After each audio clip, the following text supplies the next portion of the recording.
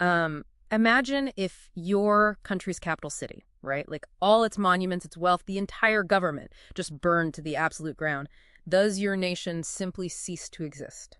Well, for most ancient empires, historically speaking, yeah, that is the end of the line. But the stack of sources we are looking at today actually proves the answer can be no. Right. So welcome to today's deep dive. We are so glad you are here with us. Our mission today is to extract, well, kind of the ultimate survival story of a nation. We are doing this by looking at research on Thailand's 3 historical capitals. So that is Sukhothai, Ayutthaya, and Thonburi. Exactly. Okay, let's unpack this because this isn't just a basic timeline of ancient kings, you know. It is a masterclass in how societies actually adapt to survive against overwhelming odds. Yeah, absolutely. Because to survive total destruction later on, you first need a reason to exist together at all. You need this shared foundational identity. Oh, core identity, right? Right. And the sources show that the first capital, Sukhothai, which started back in the 13th century, really built that identity. Through, like, military conquest. No, actually, purely through culture. So in 1283, King Ramkhamhaeng actually invented the Thai script. Oh, wow. Yeah, and they developed a really unique father-child style of governance.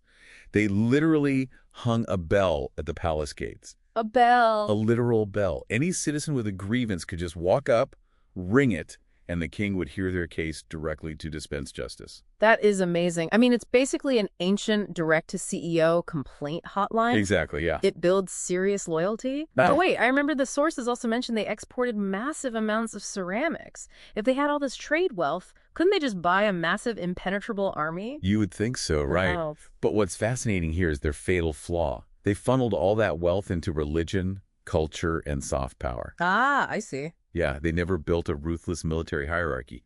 So when neighboring powers grew stronger, that soft power couldn't stop them from simply being absorbed. Right, so if being the nice, culturally rich guys gets you conquered, I'm guessing the next iteration goes in the exact opposite direction. Entirely.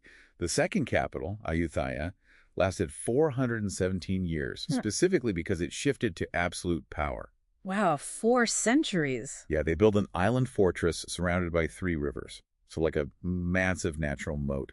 And they completely scrapped that father-child vibe for the divine king concept. Okay, so the CEO is now untouchable. Untouchable. They instituted a strict feudal system called Sakdina.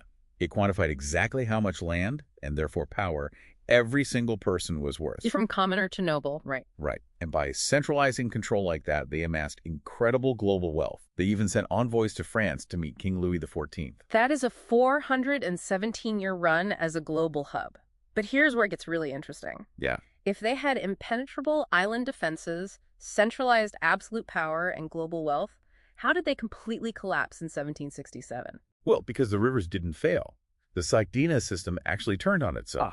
The hierarchy. Exactly. That strict hierarchy created brutal, chronic internal warfare over the throne. Jeez. Factions were so busy assassinating each other for domestic power that they stopped maintaining their external military readiness. Wow. So when the Burmese army arrived, the moat was there, but the internal command was so fractured they couldn't coordinate a defense.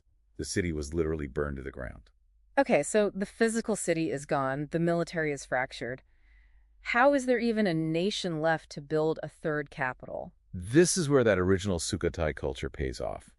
A general named King Taksin manages to rally the surviving population. Because they still share that core Thai identity. Exactly. And he drives out the invaders in just 7 months. Wait, really? 7 months to take back a completely decimated country? Yes. But he doesn't rebuild the glorious ruins of Ayutthaya. It is too big to defend with his weakened army. That makes sense. So instead, he strategically moves the capital to Thonburi. It is much smaller, and crucially, it's right on the sea. Oh, for trade.